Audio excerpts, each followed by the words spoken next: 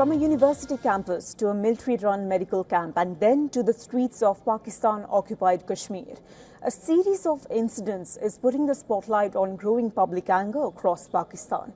An army officer allegedly brandishing a gun during a student clash in the capital, locals reportedly forcing military personnel to leave their area in Khyber Pakhtunkhwa, and large numbers of protesters taking to the streets in Pakistan-occupied Kashmir. These pictures tell a particular story. At Sarhad University campus in Islamabad, a student protest over fees, classes and other university issues turned violent after an army officer was allegedly called to the campus.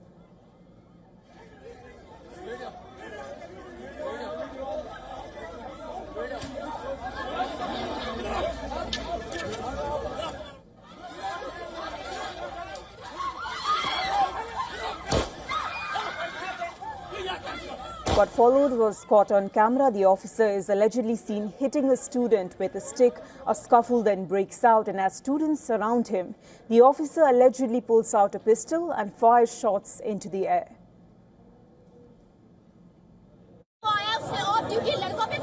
An army officer visited the university. He fired at the boys and tried to manhandle the girls at the university. We called the police, but they didn't take any action, and protecting them, we want justice. In restive Khyber Pakhtunkhwa, locals reportedly forced Pakistan army personnel to leave the area during protests against a military-run medical camp. Residents said they did not want the camp. They alleged that the military presence had coincided with growing insecurity and militant attacks in the region.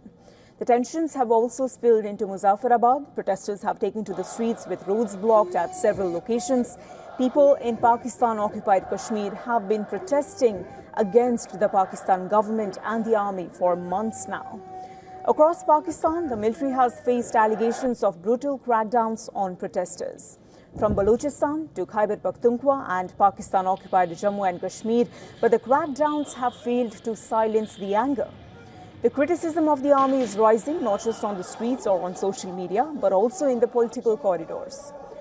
Maulana Fazlur Rahman, the chief of the Jamiat Ulema-e-Islam, has launched a scathing attack on Pakistan Army Chief Field Marshal Asim Munir. Rahman mocked the military's claims of power by explicitly invoking Pakistan's historic surrender to India in the year 1971.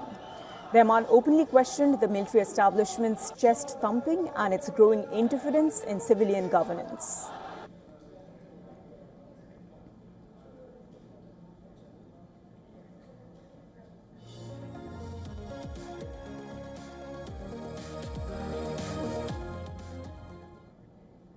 For more on this, we are now being joined live by Dr. Tara Kartha from New Delhi. She is a former director of the National Security Council Secretariat, former senior fellow at the U.S. Institute of Peace as well. Welcome to the broadcast, Dr. Tara. We know that an army officer entered a student protest with a gun, fired into the air. He says he was protecting his wife. But people are still questioning why an armed officer was still in the student protest. The uniform no longer commands the automatic respect that it once did, does it? Has it lost Pakistan's hero institution status altogether? This is unbelievable that he goes into a college and fires. I just saw the clip. How can anybody do this? And apparently because his wife is working there. I mean, this is an absolute example of total arrogance, that you can do almost anything and get away with it. And what you said on Khyber Pakhtunkhwa, what you just showed earlier, there's also the fact that the Khyber Pakhtunkhwa people have never wanted the army around. They say the moment the army is there, we suffer more, because militants come and attack you, and they attack the army in the crossfire. They also get into trouble. The Khyber Pakhtunkhwa police at different times have told them, please go from here. We'll handle this ourselves. Okay? POK is unbelievable. I have never, ever in all my 30 years of working on Pakistan, ever seen this kind of protest. So yeah, you're right. But if I can just tell you something, this is, I'm going to try and put this across as shortly as I can. See, when an army fights a war, right, a proper conventional war, there's a lot of glory in it. You fought India, maybe you fought XYZ, or whatever it is. It's a glorious thing. War is always seen as something which is, you've got heroes. There is no such thing in fighting terrorism.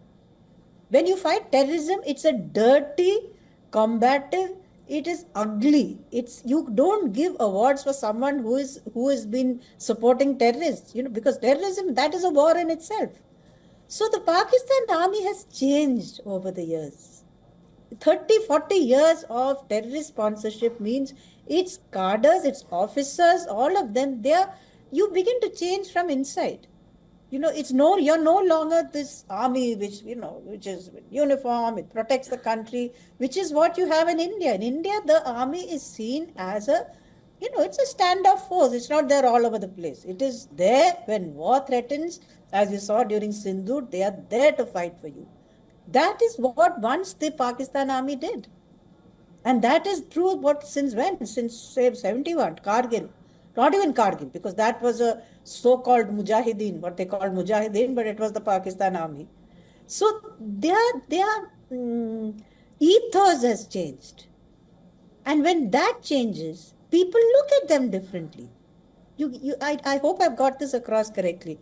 So they are now seen as a force which backs the most extreme elements, which is against its own people, and which has no idea, which lives in its elite campuses and has no idea how to run the country.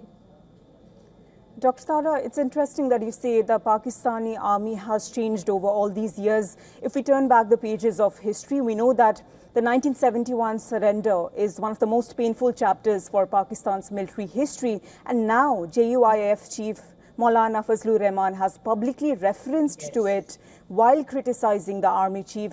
That is not exactly casual political criticism, is it? We can call it genuine anger against army in Pakistan.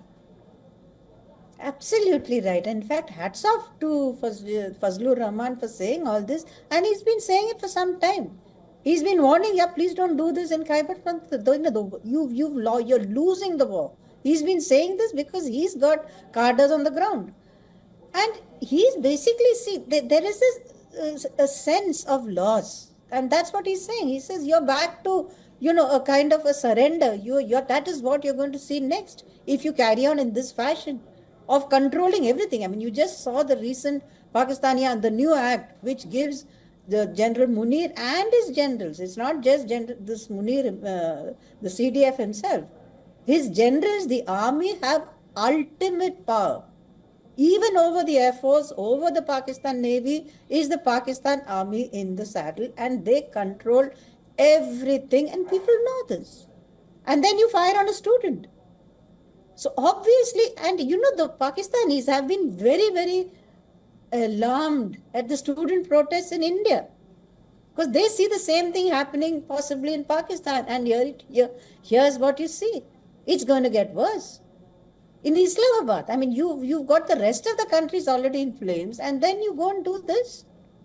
So it's unbelievable. How can you? I mean, this, even setting aside everything else, firing on kids like this is unforgivable.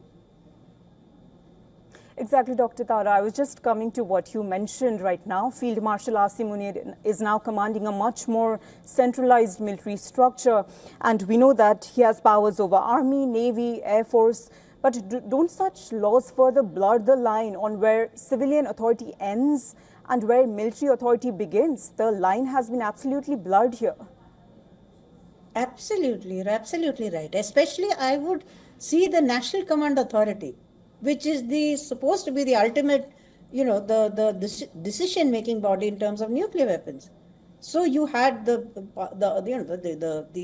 Prime Minister and their chair, and then you had the Chairman, Joint Chiefs of Staff Committee, which is supposed to represent all three services. That post is gone. So now there is the Prime Minister, who I'm sorry to say he's not to be seen. He's not to be seen. His ministers are not to be seen. They have no credibility whatsoever.